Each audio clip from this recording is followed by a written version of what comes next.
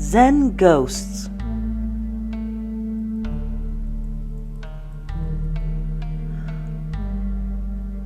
Michael! There's a ghost outside, said Carl. A what? Asked Michael.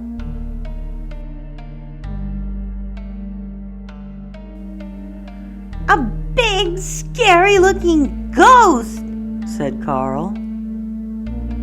Is it Stillwater? Asked Michael. It doesn't have Stillwater's face, said Carl. Oh wait. Yes, he does. Come in, Stillwater.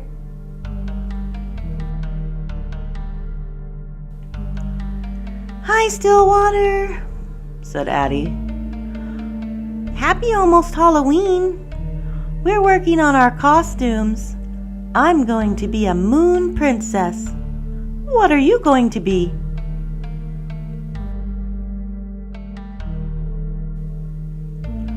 I'm a ghost, said Stillwater. What are you going to be? He asked Carl and Michael.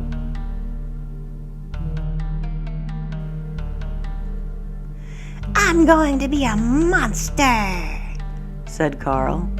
With a powerful heat ray and atomic breath, I will cause awesome destruction. I haven't decided what I'm going to be yet, said Michael. Either an owl or a pirate. I really like owls. And I really like pirates. Perhaps you could be an owl pirate, said Stillwater. He can't be an owl pirate, said Carl. There's no such thing as an owl pirate. He has to be one thing.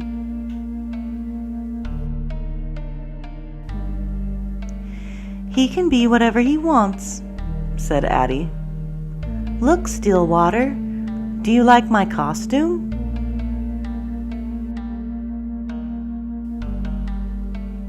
Yes, said Stillwater.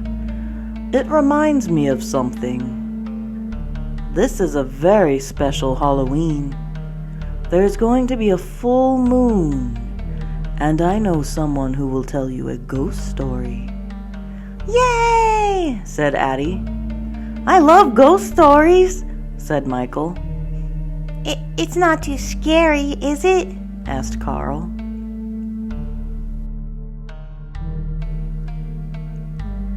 After trick-or-treating, meet me by the big stone wall, and I will take you to the storyteller, said Stillwater.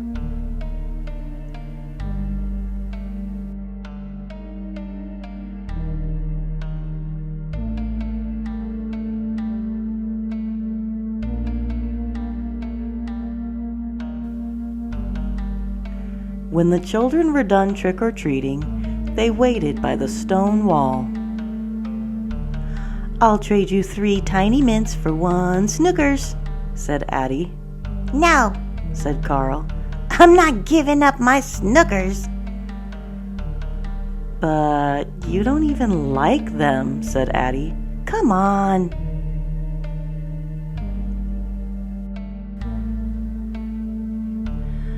I only like tiny mints if they are the crushed peppermint kind, said Carl.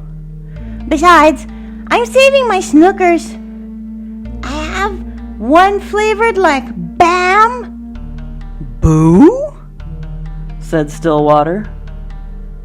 Wow, you scared me, said Carl.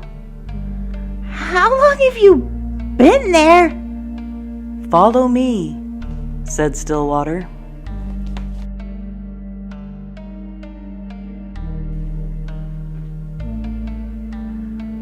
I've never gone this way before, said Michael. Me neither, said Carl. I think I have, said Addie. In a few moments, they arrived at Stillwater's house. It's very misty, said Addie.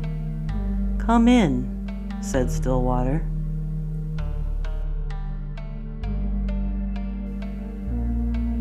They all sat facing the front of the room. Then a panda, who looked exactly like Stillwater, came in and sat down. Is that Stillwater? Whispered Carl. Yes. No. I don't know. Shh, whispered Michael.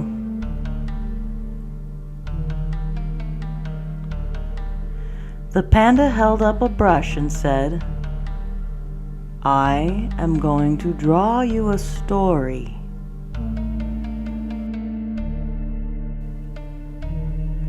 Once, a long, long time ago, there was a young girl named Senjo. Her parents loved her very much, and they took very good care of her. She had a best friend named Ochu, whom she had known for as long as she could remember. They were together so much that Senjo's father would laugh and say, You two are so well matched. You will probably end up marrying each other. As they grew up, they believed this would happen, and they fell in love.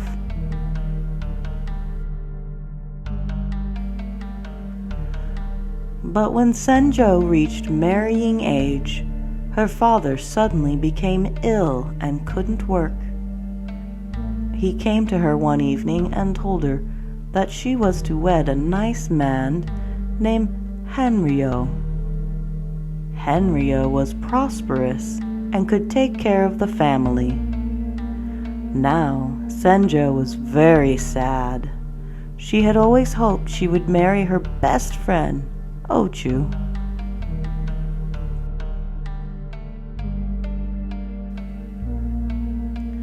When Ochu heard about this, he decided to leave that very night.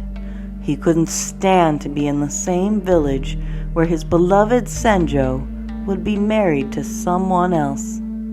At midnight, with a full moon, he secretly went to the river's edge, packed his boat, and left. He didn't tell anyone, not even Senjo. As he traveled up the river, he saw a vague figure running along the bank. His heart leapt when he saw that it was Senjo, and he hurried to her side. They hugged each other tightly and decided to go off together.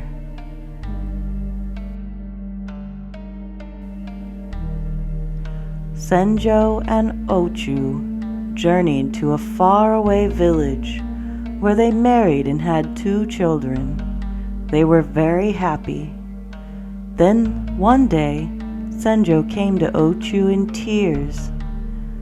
She longed to be with her parents and to see her home again.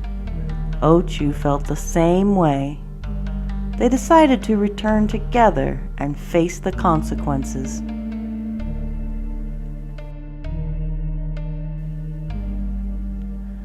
When they arrived at the dock, Ochu said, Let me go first to see your father. I will apologize and find out how things are before you come.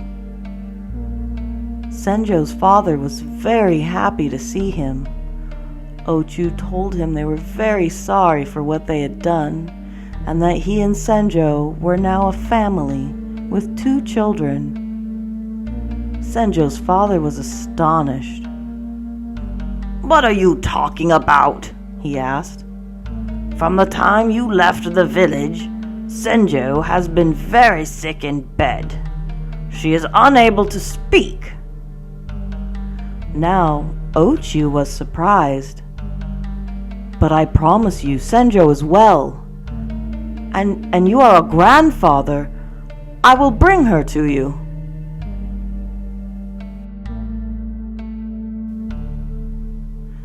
As Ochu went to the dock, Senjo's father rushed to his daughter's bedside and told her what Ochu had said. As she heard the story, she was filled with joy. Without saying a word, she rose from her bed and went quickly down the stairs.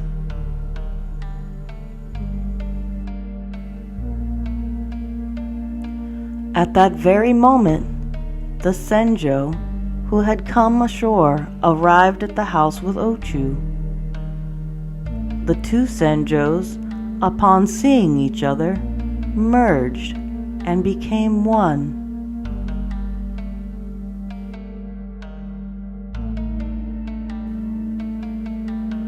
The storyteller paused. Then he asked, "Which Senjo is the true one? Are they one, or are they two?"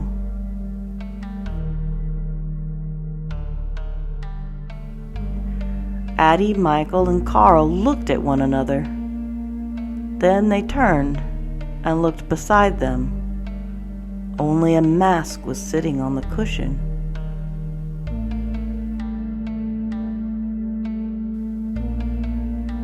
They looked at Stillwater, sitting in front of the room. He was reaching into a bag of Halloween candy. "I got a bunch of whistles and tiny mints. Does anyone have some bamboo-flavored Snookers?"